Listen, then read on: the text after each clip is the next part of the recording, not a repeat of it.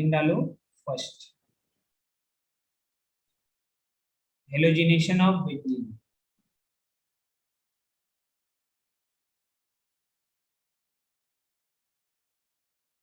Halogenation of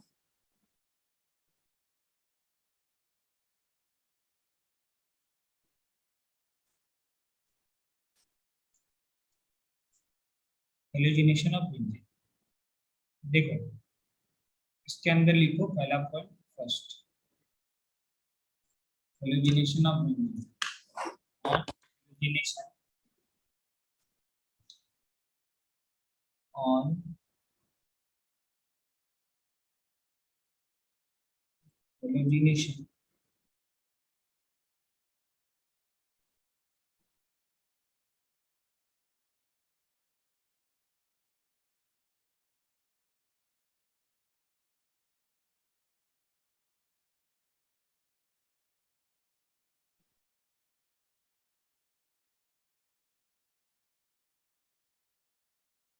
on halogenation of benzene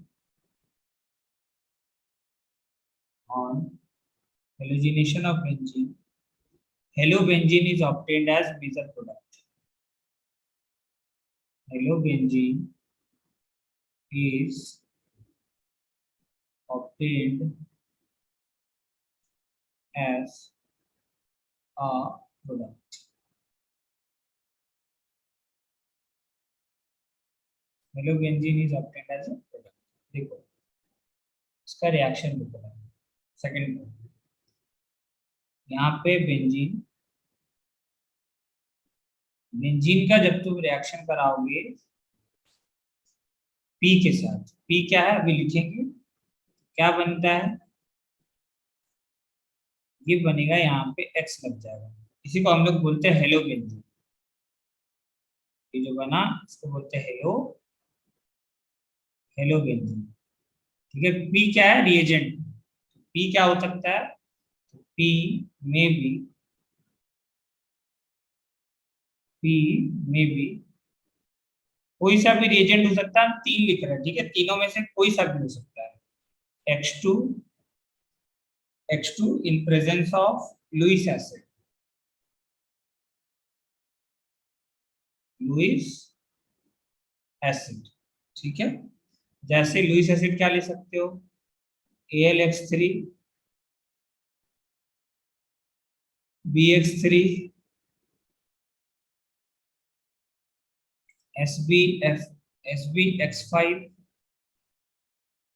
SBX5 ये सब Lewis acid हम लोग यूज कर सकते हैं, ठीक है। और भी है डॉट डॉट आके एक्सेट्रा लिख दो XBS5।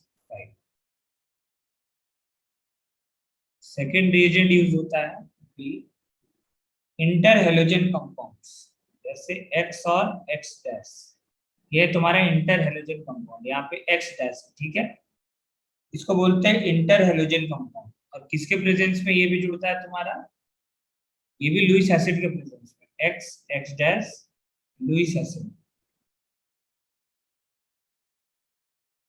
लुइस एसिड यही जो ऊपर लिखा है ना वो सारा लुइस एसिड है। जैसे ICL इसका एग्जांपल है, इंटर हेलोजन कंपाउंड का दो हेलोजन, ठीक है, इसी को बोलते हैं इंटर हेलोजन कंपाउंड्स। ये ध्यान रखना, ये भी रिएजेंट ले सकते हैं। और एक और रिएजेंट लेता है C, HOX, ये लेते हैं कभी कभार। और ये जो दोनों लिखे हैं ना लास्ट की, ये दोनों एडवांस के एग्जांपल्स हैं, ठीक है, जी एडवांस में पूछा पूछा था। देखो यहाँ पे ये है तुम्हारा X और ये है तुम्हारा Y, तो यहाँ से अगर तुम एनायन बनाओगे ना तो एरोमेटिक बनता है, जब तुम X हटाओगे तो क्या बनेगा, एरोमेटिक। ये एग्जांपल लिख लो, आगे चल करके अभी आएगा तो देखेंगे हम लोग इसका एग्जांपल। अब इसको समझेंगे, पहले इसमें होता क्या है। देखो हेलोजिनेशन ऑफ बेंजीन का मैकेनिज्म पे आता है, हेडिंग डालो मैकेनिज्म।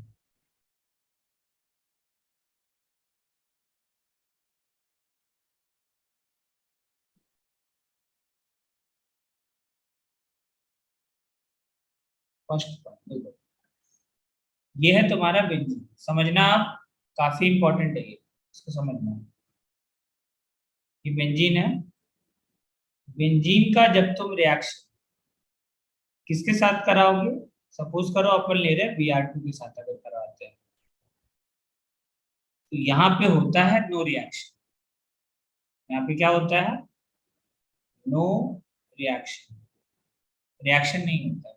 ठीक है, ऐसा क्यों है देखो, बताओ सबसे पहले बेंजीन स्ट्रॉन्ग इलेक्ट्रोफाइल है या वीक इलेक्ट्रोफाइल, सॉरी स्ट्रॉन्ग ये स्ट्रॉन्ग न्यूक्लियोफाइल है या वीक न्यूक्लियोफाइल है, कैसा है ये बताओ तुम लोग, कैसा है, वीक न्यूक्लियोफाइल है या स्ट्रॉन्ग न्यूक्लियोफाइल है ये। देखो यहाँ पे कॉन्जुगेशन में है पाई बॉन्ड, और जहां पे कॉन्जुगेशन में पाई बॉन्ड रहता है ना, वो होता है वीक न्यूक्लियोफाइल। यहाँ पे क्या होता है, वीक न्यूक्लियोफाइल है।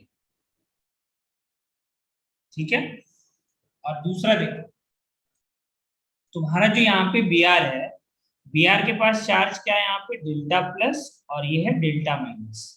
तो देखो डेल पॉजिटिव है, मतलब काफी कम है positive charge.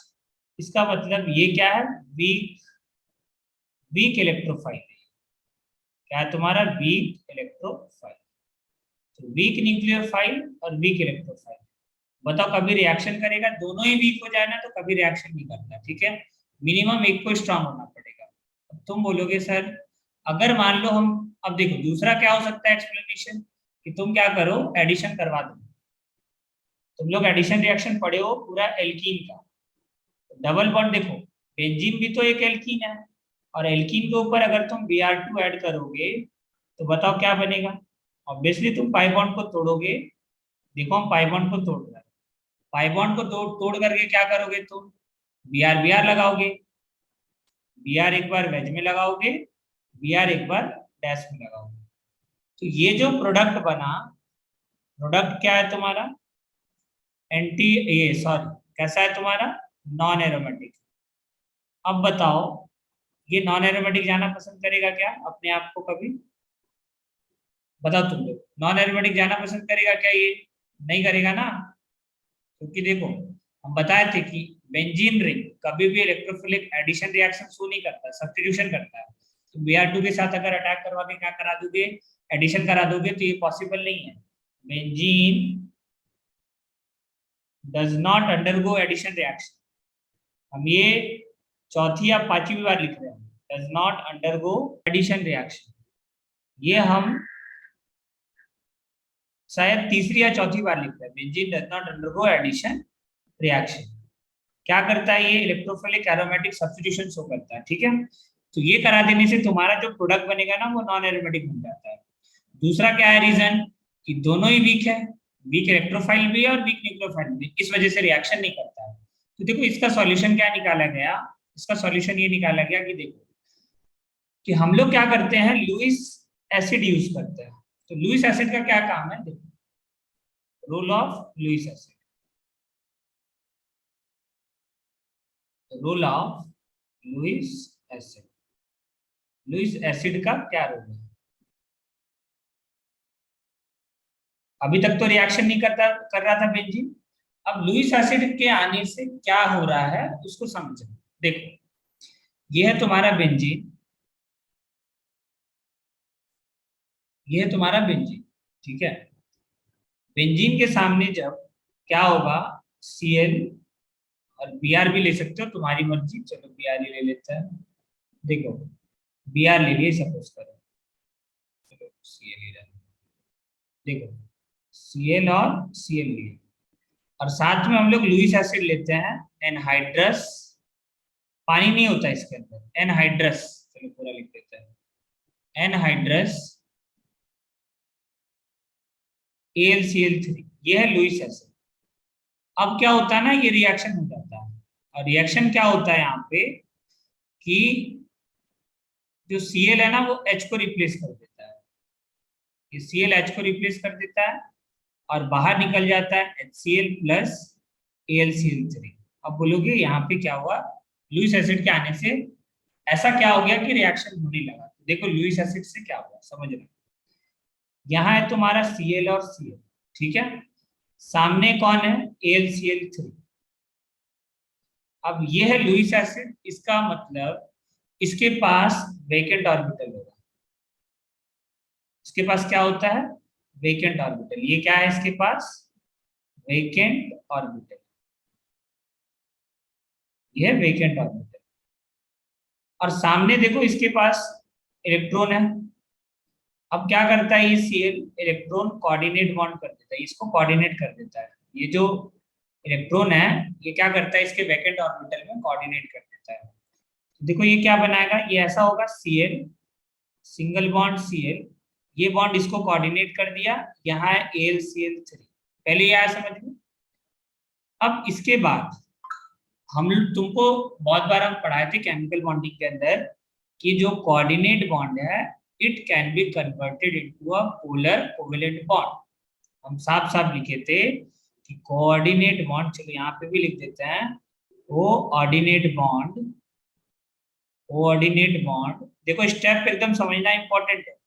Coordinate bond can be converted, can be converted into polar covalent bond।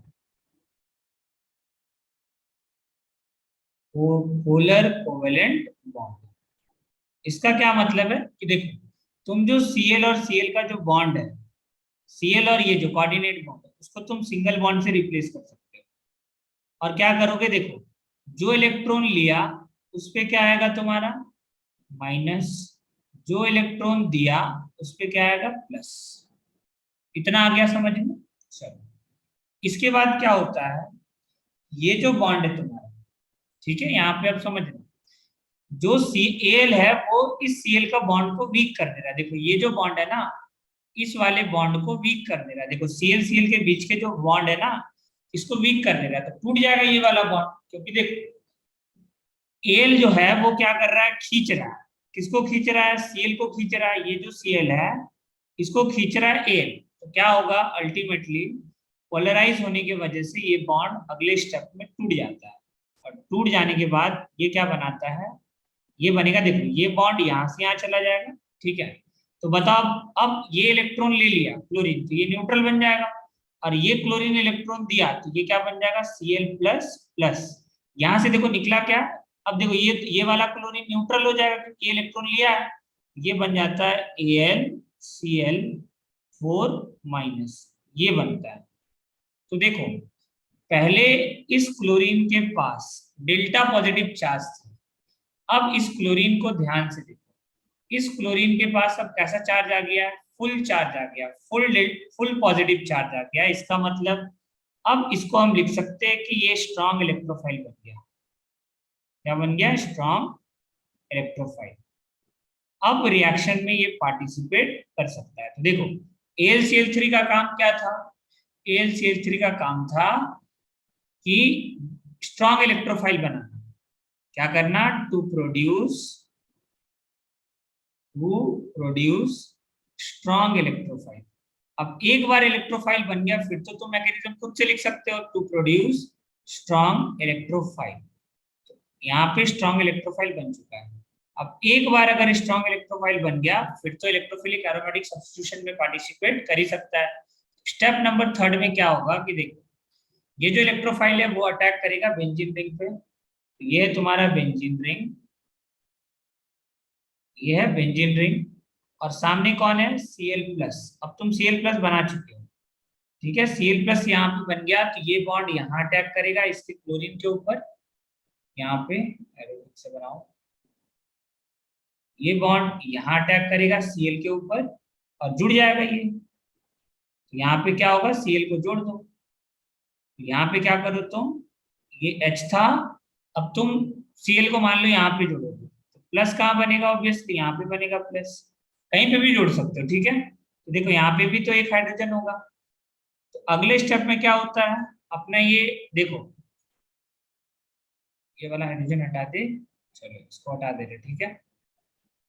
अगले स्टेप में क्या होता है? तुम्हारे पास AlCl4 माइनस प्रेजेंट है, AlCl4 माइनस। ये जो माइनस है ये एसिड बेस कर लेता है, इसके H को ट्रैप करके इधर बॉन्ड बना लेगा। और क्या बना लेता है? ये देखो ये बन गया तुम्हारा, फिर से एरोमेटिसिटी अपना गेन कर लेगा। देखो इसी को तो हम लोग बोलते हैं सिग्मा कॉम्प्लेक्स। इसी का और क्या नाम था, वीलैंड। और इसी को हम लोग क्या बोलते हैं, और इसी को हम लोग क्या बोलते हैं, आयन। Arenium ion. हाँ, एरेनियम आयन। तो ये क्या है तुम्हारा, एरेनियम आयन। तो यहाँ पे क्या होगा, फिर से एरोमेटिसिटी गेन करके क्या बना लेगा ये Cl। अब देखो H लेकर के ये क्या बन गया, ऐसे भी तुम लिख सकते हो H प्लस AlCl4 माइनस, ठीक है। लेकिन ये फाइनली तुम्हारा ये बन जाता है HCl में टूट जाता है और फिर से ये AlCl3 बन जाता है।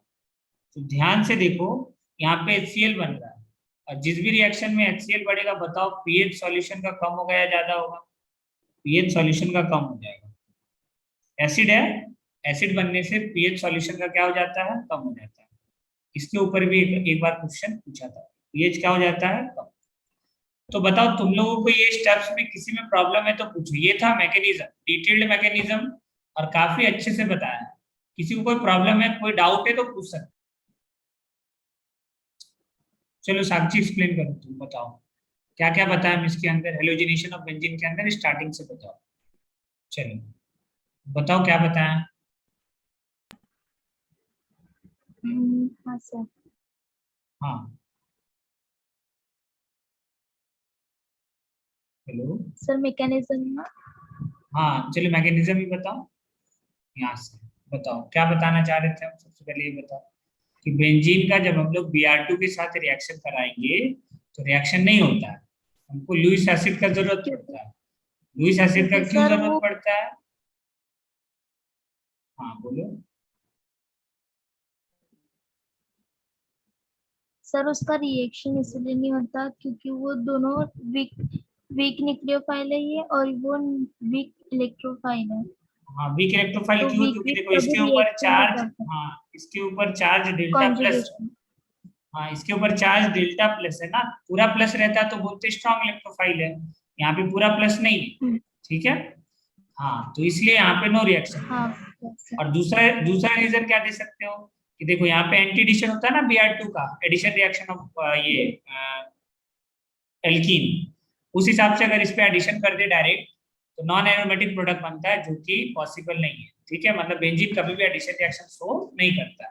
दो रीजन था इसका। फिर हम लोग क्या देखे आगे नेक्स्ट, कि लुइस एसिड का क्या रोल होता है। लुइस एसिड का क्या रोल होता है, टू प्रोड्यूस स्ट्रॉन्ग इलेक्ट्रोफाइल। मतलब जो सीएल पे चार्ज यहाँ पे डेल्टा प्लस था, तो डेल्टा प्लस को पूरा प्लस में कन्वर्ट करने का काम आता है। तो ये सारा स्टेप आया समझ में कि कोऑर्डिनेट बॉन्ड पहले बनाया क्योंकि ये लोन पेयर कोऑर्डिनेट कर दिया। फिर यहाँ लिखी coordinate bond can be converted into a polar covalent bond, मतलब ये कोवेलेंट बॉन्ड में कन्वर्ट हो गया। मतलब जिसको देता है उसको माइनस, और जहां से हम लोग एरो बनाते हैं टेल होता है वहां लिखते हैं प्लस। फिर ये क्या होता है, ये बॉन्ड टूट जाता है क्योंकि ये बॉन्ड को अब वीक हो गया ना तुम्हारा, इधर से खींच रहा है AlCl3, तो ये बॉन्ड टूट जाएगा। टूट जाएगा तो क्या बनेगा, Cl प्लस और AlCl4 माइनस। उसके बाद क्या होता है, यहाँ तुम्हारा मेन काम था इलेक्ट्रोफाइल को बनाना। एक बार इलेक्ट्रोफाइल बन गया उसके बाद तो बेंजीन रिंग पे इजिली अटैक करके क्या कर लेगा, इस रिएक्शन को क्या बोलते हैं, एरोमेटिक इलेक्ट्रोफिलिक सब्स्टिट्यूशन रिएक्शन, ठीक है। तो यहाँ पे कर लेता है इलेक्ट्रोफिलिक एरोमेटिक सब्स्टिट्यूशन रिएक्शन। तो देखो इसके अंदर लिखो, नेक्स्ट हेडिंग डालो सब, लिखो हेडिंग क्या मतलब इसके अंदर लिखो तुम लोग सब, आ, लिखो सब, क्या लिखोगे, कैरेक्टरिस्टिक्स ऑफ दिस इक्वेशन, लिखो सब कैरेक्टरिस्टिक्स,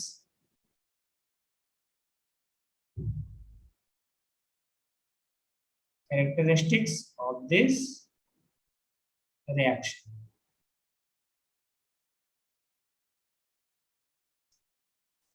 बताओ ये ओवरऑल जो रिएक्शन हुआ है इसके अंदर एडिशन हुआ है या सब्स्टिट्यूशन हुआ है, बता सकते हो क्या हुआ है इसके अंदर।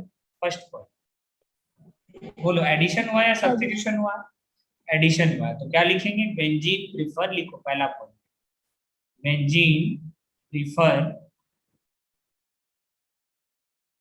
Benzene prefer electrophilic aromatic substitution, electrophilic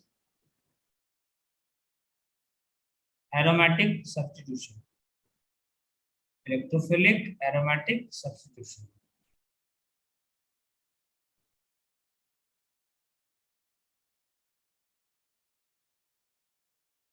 while alkene prefer, alkene का तो पता ही होगा, वाइल एल्कीन यहां लिख दे रहे, while alkene prefer, while alkene prefer electrophilic addition reaction, दोनों। सेकेंड पॉइंट लिखना, देखो तो इसके अंदर तुम लिख सकते हो ये चीज, इसके अंदर लिख लो। देखो अब तुमको ना इतना याद होना चाहिए, उतना तुम याद रख पाओगे क्या, नहीं याद रख पाओगे। तो देखो क्या तुमको याद रखना कि ये बेंजीन है, तुम बेंजीन का जब तुम रिएक्शन कराओगे किसके साथ, Cl2 और AlCl3 के साथ, ये लुईस एसिड लिए, तो ये इतना याद रखना कि यहाँ बनता है Cl प्लस और AlCl4 माइनस, एक Cl इधर चला गया, ये बना Cl प्लस। ये जो Cl प्लस है ये अटैक कर देगा किसके ऊपर, बेंजीन के ऊपर, और बेंजीन के ऊपर अटैक करके क्या बना लेगा, ये सिग्मा कॉम्प्लेक्स H, और यहाँ पे बनेगा पॉजिटिव चार्ज, और यहाँ पे तुम्हारा जुड़ गया Cl, और अगले स्टेप में AlCl4 माइनस जो बचा हुआ पार्ट है वो रिएक्ट करके क्या बना लेता है, ये AlCl4 माइनस रिएक्ट करेगा, AlCl4 माइनस ये इसके H को एक्सट्रैक्ट कर लेता है, तो क्या बना लेगा ये अपने आप को, तो H का देखो रिप्लेसमेंट हो गया ना, H का रिप्लेसमेंट हो गया Cl से, यहाँ पहले H था अब क्या आ चुका है Cl, और साथ में ये प्रोडक्ट बनता है HCl प्लस AlCl3। तुमको इतना छोटा सा रिएक्शन याद रखना है कि देखो AlCl3 का क्या काम है, Cl प्लस को बनाना, ये जो किए थे सेकंड स्टेप Cl2 को जो तोड़े थे उसमें बस इतना याद रखना Cl प्लस और क्या बनता है AlCl4 माइनस, और अगर बेंजीन रहता, यही बेंजीन रहता और तुम Cl2 का रिएक्शन कराते, ये सॉरी एल्कीन रहता, और अगर तुम Cl2 का एडिशन कराते तो क्या बनता, तुम लोग को पता है यहाँ पे एडिशन होता है एंटी एडिशन, Cl कैसा जुड़ जाता एंटी, याद आ रहा है ना, तो यहाँ पे ये इलेक्ट्रोफिलिक एडिशन रिएक्शन होता है, ये क्या होता है electrophilic addition reaction, electrophilic addition reaction, तो ये ध्यान रखना, ठीक है, इलेक्ट्रोफिलिक एडिशन रिएक्शन। अगला देखो पॉइंट नंबर 2,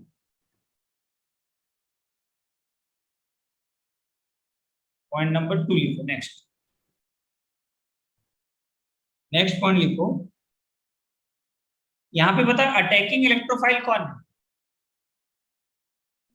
अटैकिंग इलेक्ट्रोफाइल कौन है इस रिएक्शन के अंदर, चलो बताओ, ये क्या नाम है, वैदिक बताओ, अरे अटैकिंग इलेक्ट्रोफाइल कौन है, वैदिक, वैदिक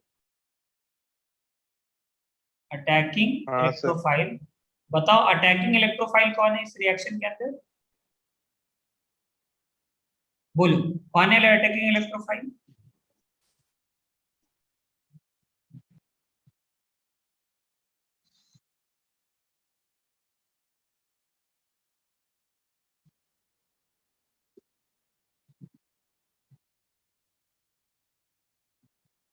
अरे ऊपर देखो कितना सिंपल है, ये Cl प्लस अटैक कर रहा है ना, तो ये तो Cl प्लस है तुम्हारा इलेक्ट्रोफाइल, मतलब यहाँ पे क्या हो जाएगा तुम्हारा इलेक्ट्रोफाइल X प्लस, समझा कि नहीं समझा, हाँ यहाँ सर। पे Cl प्लस है, ऊपर जो रिएक्शन लिखे उसके अंदर क्या कर रहा है तुम, इतना सिंपल सा चीज पूछे वो नहीं बता पा रहा है, अरे पढ़ाई कर रहा है या नहीं कर रहा है, बोलो, चलो नेक्स्ट कर देखो रहा हूँ थर्ड, सर। तुम लिखता है या नहीं लिखता, रुको अभी चेक करेंगे लास्ट वीडियो कॉल पे, कहाँ गया, लिखो नेक्स्ट थर्ड पॉइंट लिखो, लुइस एसिड, अभी सारा तेरा नोट्स अभी चेक करेंगे, लुइस एसिड इज रिक्वायर्ड,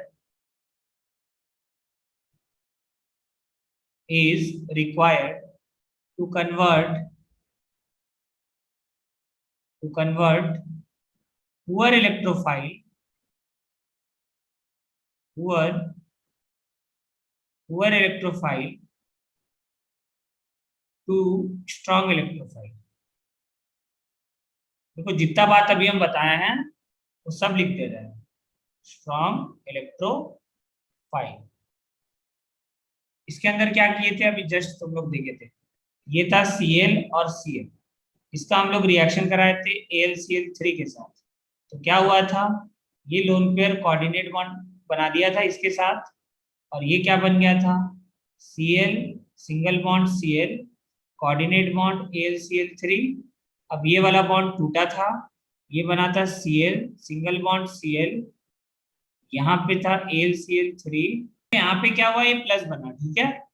तो यहाँ पे उसके बाद ये बनता है, देखो ये बॉन्ड इस तरीके से चला जाता है, ये बनता है Cl प्लस, ये बॉन्ड टूट जाएगा और ये बनेगा AlCl4 माइनस। तो अब ये जो बना ना Cl प्लस, बार बार लिखो ताकि याद रहे, ये क्या बनता है तुम्हारा, स्ट्रॉन्ग इलेक्ट्रोफाइल है। ये क्या है तुम्हारा, STRONG, स्ट्रॉन्ग इलेक्ट्रोफाइल।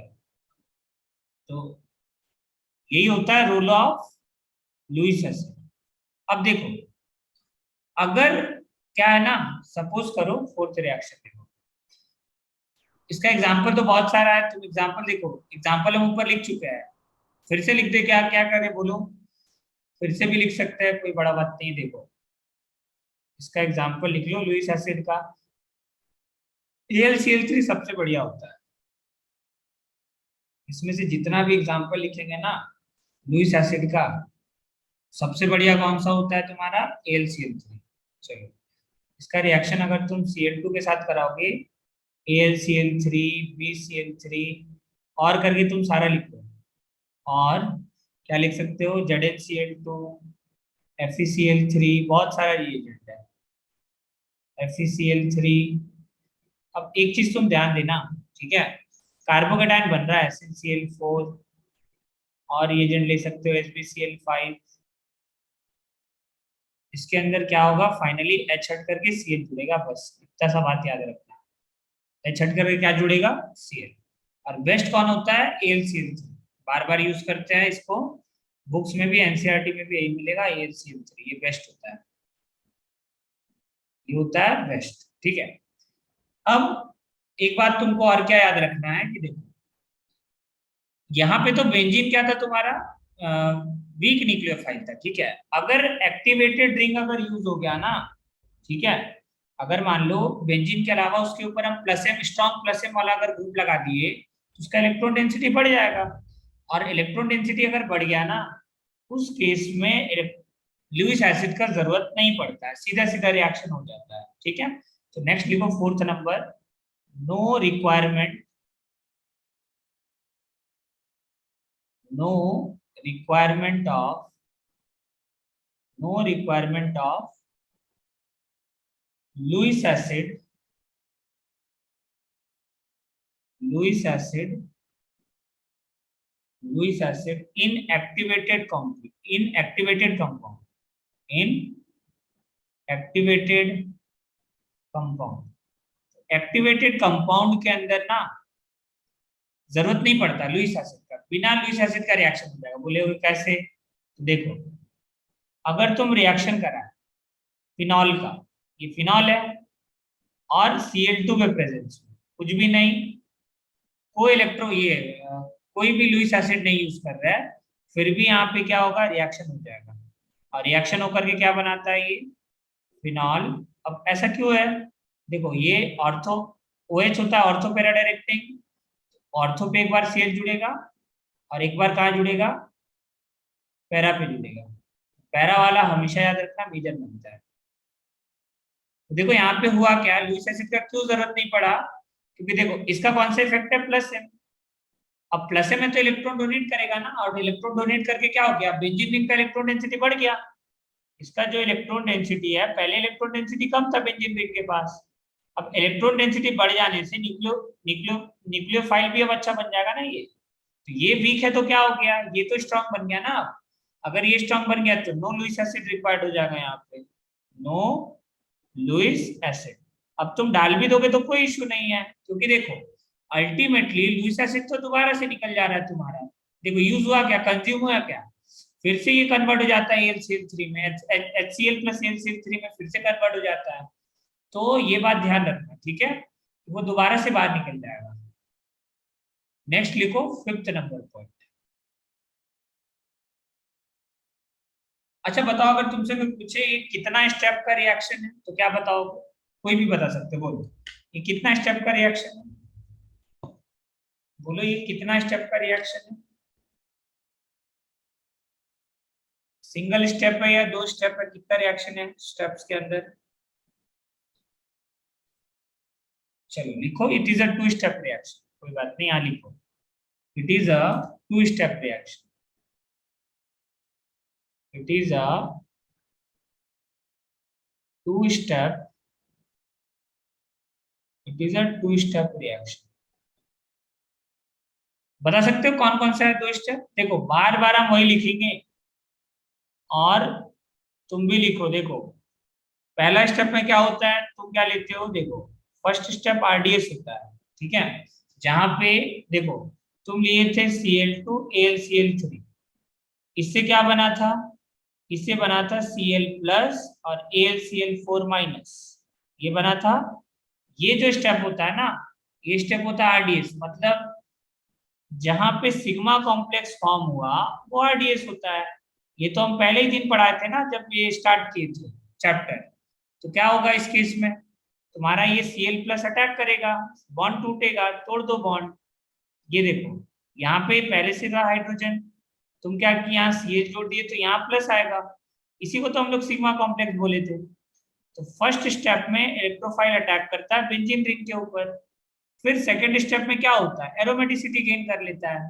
और कैसे गेन करेगा, जो AlCl4 है यहाँ पे, वो तो बेस है ना, माइनस चार्ज इसके ऊपर, ये क्या करता है, इसके H को लेकर के यहाँ पे ये H का इलेक्ट्रॉन दे देगा, और ये क्या करता है, अपना एरोमेटिसिटी गेन कर लेता है।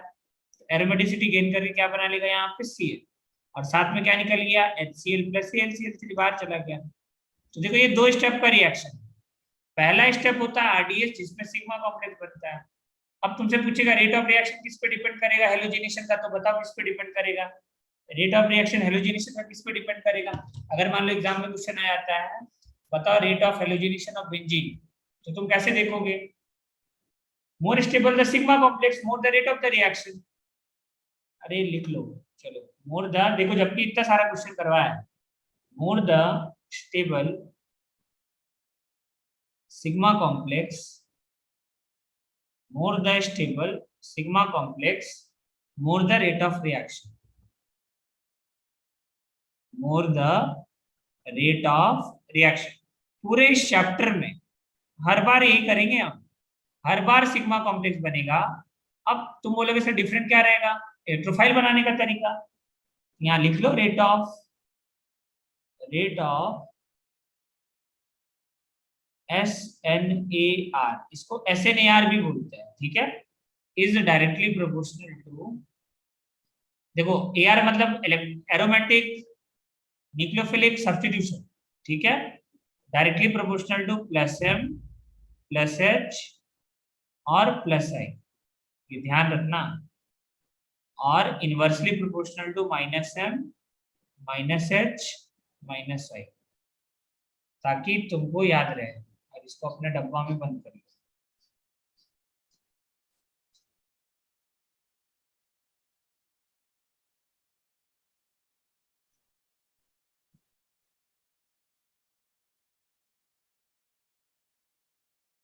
सिक्स पॉइंट हो गया, नेक्स्ट लिखो सेवेंथ नंबर पॉइंट, सारा पॉइंट याद रखना है तुमको, ठीक है।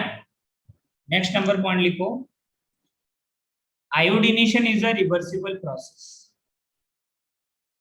Iodination is a reversible process, iodination is a reversible process, ये रिवर्सिबल प्रोसेस होता है, ठीक है।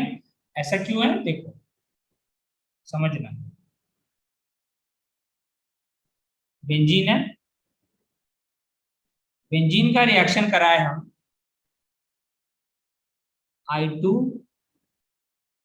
I2 के साथ, ठीक है, ये I2 है, लुईस एसिड होगा, कोई भी तुम लुईस एसिड यूज कर लो, यहाँ पे तुम ले लिए लुईस एसिड,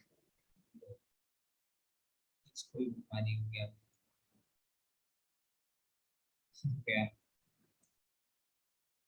बचने लगता है ना, लिखने का मन नहीं करता। देखो ये अटैक करेगा तुम्हारा, देखो ये बॉन्ड वीक है, 5p बॉन्ड है ये, ठीक है, फिफ्थ पीरियड का एलिमेंट है आयोडीन, इसके ऊपर अटैक करेगा, ठीक है, और क्या बना लेता है, ये बनाएगा तुम्हारा, ये बनेगा बॉन्ड, यहाँ पे है H, यहाँ पे बॉन्ड है ये I, और यहाँ पे बनेगा प्लस।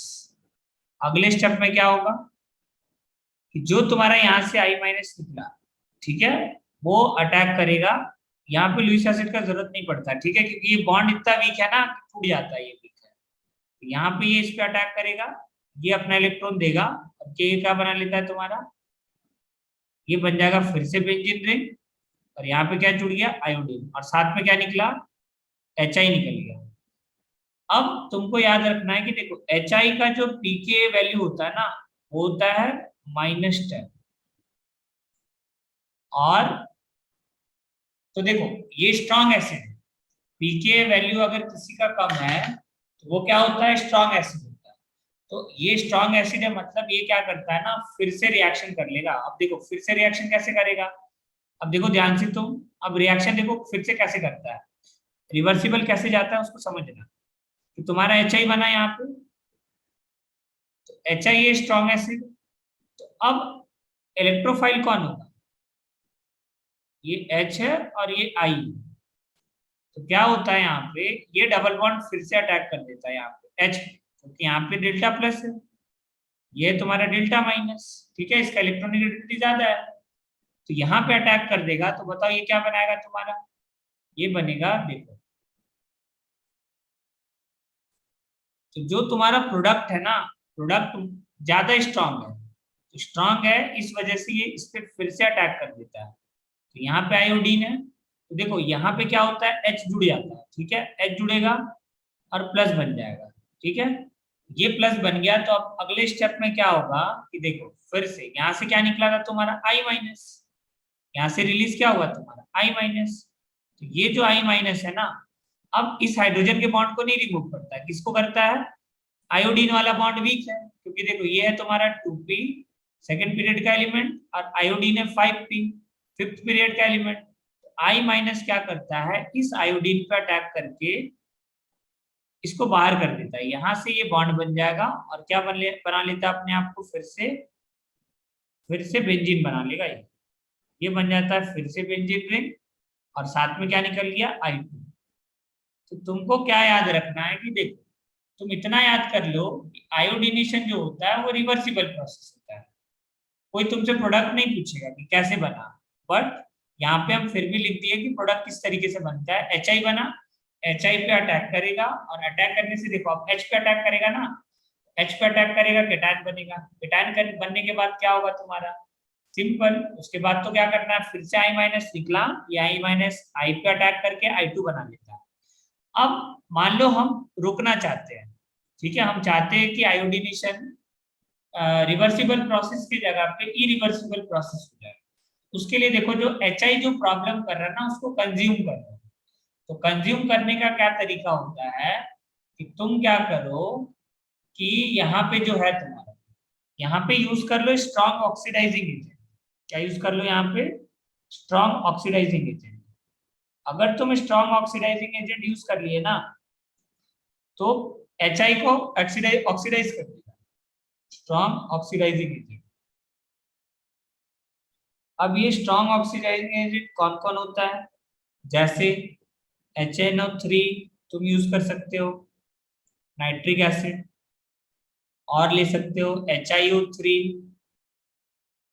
आयोडिक एसिड, और साथ में अब देखो इसका अगर तुम रिएक्शन कराओगे HI के साथ, तो आयोडीन किस में है तुम्हारा, -1 में है यहाँ पे, तो ये कन्वर्ट हो जाता I2 में, इतना तुमको ध्यान रखना है, ठीक है। अगर तुम इसके साथ रिएक्शन कराए फिर से HI का, तो क्या होगा, ये -1 में है, -1 से 0 जाएगा, ऑक्सीडेशन होगा, तो -1 से 0 गया, I2 बन गया। साइड प्रोडक्ट से अपने को मतलब नहीं है, फिर भी वाटर निकलेगा, तो वाटर निकाल दो यहाँ पे, ठीक है। तो ध्यान रखना तुमको कि अगर तुमको रोकना है आयोडीनेशन की रिवर्सिबल प्रोसेस ना हो, तो उसके लिए क्या यूज करो, HI यूज कर लो। उससे क्या होता है ना, प्रोडक्ट तुम्हारा कंज्यूम होना स्टार्ट हो जाएगा। HI एक बार कंज्यूम होना स्टार्ट हो गया, फिर तो रिएक्शन हमेशा कहाँ जाएगा, फॉरवर्ड डायरेक्शन में, ठीक है। अब इसका आखिरी पॉइंट लिखना है, 8 नंबर पॉइंट। 8 नंबर पॉइंट देखो, आयोडीनेशन देखो, एक होता है आइसोटोपिक इफेक्ट। तो आयोडीनेशन आयोडीनेशन सो आयोडीनेशन शो आइसोटोपिक इफेक्ट, इसी को बोलते हैं काइनेटिक आइसोटोपिक इफेक्ट। इसी को बोला जाता है, यहाँ पे एक वर्ड लिख लेना, काइनेटिक आइसोटोपिक इफेक्ट। क्या बोलते हैं? Kinetic isotopic effect. यहाँ लिख लो। अब ये क्या होता है इसका मतलब समझना, kinetic isotopic effect. Isotopic effect, देखो अगर तुम हाइड्रोजन को ड्यूटेरियम से रिप्लेस कर दिए ना, तो पूछेगा तुमसे रेट ऑफ रिएक्शन पे क्या फर्क पड़ा। C6H6, C6D6, C6D6, यहाँ यूज की C6D6 और यूज की C6T6। तो पूछेगा बताओ रेट ऑफ रिएक्शन पे क्या फर्क पड़ा। तो देखो रेट ऑफ रिएक्शन इसका ज्यादा होगा, ठीक है, रेट ऑफ रिएक्शन। इसी को बोलते हैं kinetic isotopic effect. Isotope hydrogen deuterium और ट्रिटियम क्या है तुम्हारा? आइसोटोप है। तो रेट ऑफ रिएक्शन आयोडीनेशन का, ठीक है, बाकी केसेस में नहीं, सिर्फ iodination kinetic isotopic effect show करेगा। बाकी केसेस में सबका रेट ऑफ रिएक्शन क्या होगा? बराबर होगा। सबका रेट ऑफ रिएक्शन क्या होगा? बराबर। तो ध्यान में रखना C6H6, C6D6 और C6T6, इन तीनों केसेस में रेट ऑफ रिएक्शन हाइड्रोजन का क्या होता है? कम। ये सबसे ज्यादा, क्योंकि देखो इसका बॉन्ड को तोड़ना आसान है। तुम अगर रिवर्स गियर देखो ना, यहाँ पे जो रिवर्सिबल हो रहा है रिएक्शन, इस केस में देखो तुम्हारा यहाँ पे हाइड्रोजन वाला जो बॉन्ड है, वो हाइड्रोजन वाला बॉन्ड देखो यहाँ पे ब्रेक कर रहा है, ठीक है। तो इसको, इसके वजह से यहाँ पे क्या होता है तुम्हारा, ये इफेक्ट शो करता है। जहां पे भी रिवर्सिबल रिएक्शन आ जाए ना, वो समझ जाना कि वो काइनेटिक आइसोटोपिक इफेक्ट शो करेगा। सिंपल सा फंडा है, यानी कि ये रिवर्सिबल होता है रिएक्शन, इस वजह से ये शो करता है कौन सा इफेक्ट? Kinetic isotopic effect. अब हम लोग क्या है ना, लास्ट पॉइंट इसका लिखो, पॉइंट नंबर 9। देखो काफी डिटेल में लिख रहे हैं पहला रिएक्शन, ठीक है, और हर पॉइंट इसका याद होना चाहिए, कल पूछेंगे, ठीक है ना। देखो अगर तुमको जानना हो फिर से C6T6 कैसे आया, तो देखो यहाँ पे लो, शायद हो सकता है कुछ लोगों को समझ में ना आ रहा हो। देखो चलो कोई बात नहीं, सपोज करो यहाँ हाइड्रोजन है, यहाँ ड्यूटेरियम है, यहाँ पे ट्राइटियम। अब इसका रिएक्शन कराए हम I2 के साथ। काइनेटिक आइसोटोपिक इफेक्ट को हम समझा रहे हैं। क्या किए तुम? अब आने वाला जो इलेक्ट्रोफाइल है, आयोडीन यहाँ अटैक कर दिया, ठीक है। तुम्हारे पास क्या था? हाइड्रोजन था, ड्यूटेरियम था और ट्राइटियम था, और यहाँ पे क्या था? Plus charge. फिर जो I माइनस अटैक कर रहा था, कौन अटैक कर रहा था? I minus. वो क्या कर रहा था बताओ? इस H को लेके जा रहा था। अब बताओ कौन सा वाला बॉन्ड इजीली टूटेगा? H वाला बॉन्ड इजीली टूटेगा, D वाला बॉन्ड इजीली टूटेगा, या T वाला बॉन्ड इजीली टूटेगा? कौन सा बॉन्ड इजीली टूटेगा बताओ? कौन सा बॉन्ड इजीली टूटेगा? ऑब्वियसली H वाला टूटेगा ना। इस वजह से तुमको याद रखना है कि C6H6 वाला रेट ऑफ रिएक्शन ज्यादा होगा C6D6 से और C6T6 से, ठीक है। इसी को बोलते हैं काइनेटिक आइसोटोपिक। अब आ जाओ पॉइंट नंबर 9। पॉइंट नंबर 9, अब इसको हम अब देखो इसके अंदर क्या है ना, तुम फ्लोरिनेशन नहीं करा सकते हो। फ्लोरिनेशन क्यों नहीं करा सकते हो? क्योंकि एक्सप्लोजिव होता है, हमको ये बताए थे। अब तुम क्या है, 9th नंबर लिख लो, लास्ट पॉइंट, और उसके बाद क्वेश्चंस करेंगे। लास्ट पॉइंट लिखो।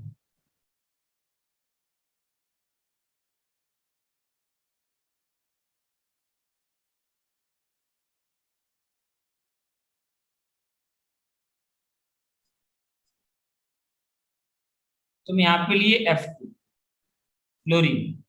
तुम बोलोगे सर फ्लोरिनेशन करा सकते हैं क्या? तो नहीं करा सकते हैं, क्योंकि यहाँ पे क्या होता है, ये एक्सप्लोजिव, ध्यान रखो। अगर करवा भी दिए तो खुद नहीं बचोगे, ठीक है। अगला देखो, नेक्स्ट पॉइंट, Cl2 AlCl3 ले लो। तो यहाँ पे क्या होगा तुम्हारा, रिएक्शन होकर के क्या बना लेगा? क्लोरोबेंजीन। इसका क्या नाम है? CHLORO chlorobenzene. क्लोरीन जुड़ जाएगा, फ्लोरीन क्लोरीन हो गया। अब ब्रोमीन को जोड़ने के लिए ना हम लोग ऑन स्पॉट क्या करते हैं, इलेक्ट्रोफाइल बनाते हैं। जैसे देखो इस केस में एनसीईआरटी में ऐसे लिखा हुआ है FeBr2Fe, इसको बोलते हैं इन सीटू प्रिपरेशन, मतलब ऑन स्पॉट बनाना, इन सीटू प्रिपरेशन। तुम क्या करते हो, देखो FeBr दिया हुआ है यहाँ पे, तो यहाँ पे ना FeBr3 बन जाएगा ऑन द स्पॉट। ठीक है, मतलब नहीं समझे तो देखो यहाँ पे क्या होता है कि तुम 3 मोल Br2 लिए और यहाँ पे आयरन ले लिए, Fe ले लिए, ये क्या होता है ना यहाँ पे FeBr3 बन जाता है, ये बन गया तुम्हारा FeBr3। अब अगर Br2 के साथ तुम रिएक्शन कराओगे ना तो फिर से वही होगा, तुम्हारा यहाँ बन जाएगा Br प्लस और FeBr4 माइनस। एनसीईआरटी के अंदर ये लिखा हुआ है, ठीक है, Br2Fe। ठीक है, इसका मतलब भी सेम, तुमको क्या करना है, H हटा करके Br जोड़ देना है, तो ये क्या बन जाएगा, ब्रोमोबेंजीन। क्या बन जाएगा, ये ब्रोमोबेंजीन। मतलब Br2 के अंदर तुम अगर Fe डाल दोगे ना तो वो ऑटोमेटिकली ये बना लेता है Br प्लस और FeBr4 माइनस। लुईस एसिड जरूरी नहीं कि हर बार लुईस एसिड लिखा रहे, तो ये सारा पॉइंट तुमको ध्यान में रखना है। अब क्वेश्चन देखो क्या आता है, एनसीईआरटी में क्या लिखा हुआ है, अब उस पे आते हैं। ठीक है, तो हेलोजिनेशन तुम्हारा समाप्त हो जाएगा। एक और पॉइंट चलो 10 खरीद लेते हैं। ठीक है, तो लास्ट लिखो 10th नंबर पॉइंट, इसको ऐसे ही ध्यान रखना है कि हम बता क्या रहे। देखो ये सपोज करो बेंजीन रिंग है, बेंजीन है यहाँ पे, तो यहाँ पे कोई ग्रुप लगा हुआ है, सपोज करो कोई जी ग्रुप लगा हुआ है। ठीक है, ये पोजीशन होता है ऑर्थो, ये पोजीशन होता है मेटा और ये पोजीशन होता है पैरा। अब इसको बोलते हैं क्या, ऑर्थो सब्स्टिट्यूशन। इसको अगर यहाँ पे कोई इलेक्ट्रोफाइल आकर के जुड़ रहा है तो बोलते हैं क्या हुआ है, ऑर्थो सब्स्टिट्यूशन हुआ है। अगर यहाँ पे आकर के जुड़े तो क्या बोलते हैं, मेटा सब्स्टिट्यूशन हुआ है, मेटा सब्स्टिट्यूशन हुआ है। और अगर पैरा पे आकर के जुड़े तो हम लोग क्या बोलते हैं, पैरा सब्स्टिट्यूशन हुआ है, पैरा सब्स्टिट्यूशन हुआ है। और अगर ये ग्रुप खुद निकल जाए, ये ग्रुप खुद निकल जाए, इसको बोलते हैं, इसलिए यहाँ पे दिख रहा है, ये ग्रुप अगर खुद निकल गया ना इसका एक स्पेशल नाम होता है, इसको बोलते हैं इप्सो सब्स्टिट्यूशन। क्या बोलते हैं, इप्सो सब्स्टिट्यूशन।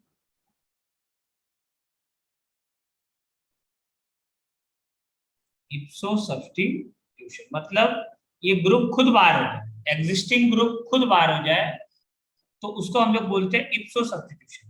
मतलब यहाँ पे क्या हुआ, एग्जिस्टिंग ग्रुप,